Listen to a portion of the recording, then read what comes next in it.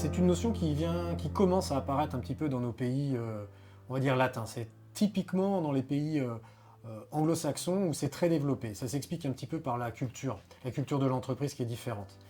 Je m'explique. L'échec, chez nous, et vous le savez, on en parle de plus en plus, c'est toujours vécu négativement.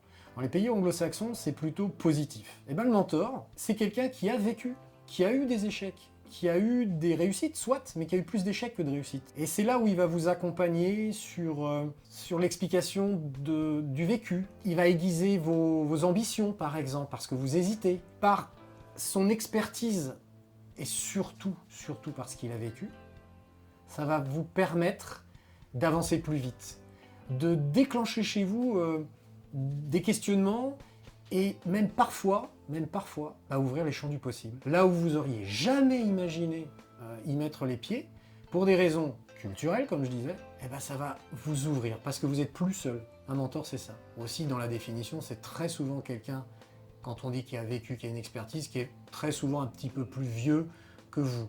Ça, il faut l'accepter aussi, le conflit des générations, mais au moins il a un regard bienveillant. Voilà, ça c'est un mentor.